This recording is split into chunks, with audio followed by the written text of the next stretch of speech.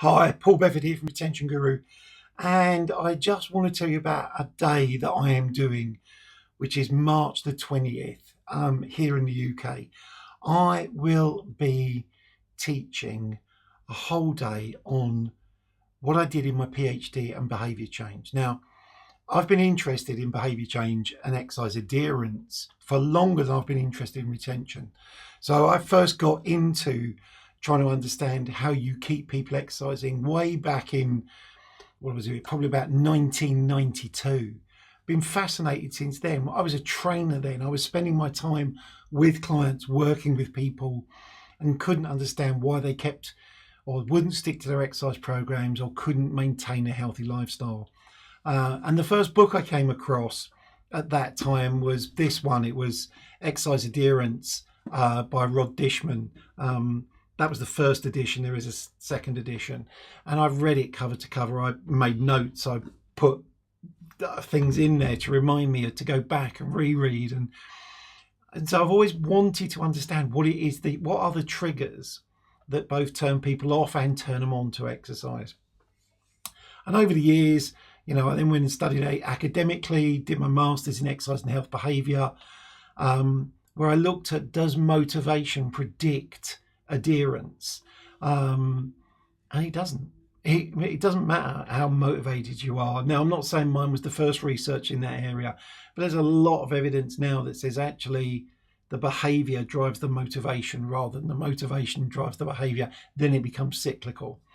But that led me on from doing a master's to doing this, the PhD, the thing, the book of studies and statistics, where I looked at things and I read over 3,000 abstracts and I identified studies, and I distilled that down into a practical randomized controlled trial that we ran over 12 months.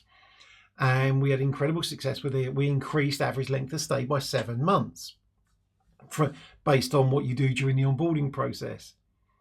And on the 20th of March this year, I will be teaching that process. It's the first time I've ever taught it publicly. I very rarely talk through the structure of it, but I'm going to do 3 sessions in one day. One, sort of understanding the theory and the concept so that people who attend understand how they can pick and choose for what they want to do within their own organisations. And then I'm going to do 2 sessions with practical skills. One looking at some fundamental skills that I think all coaches, trainers, managers should have around questioning and listening. And that won't be your standard, this is active listening, this is passive listening, blah, blah, blah. Be much more in depth than that.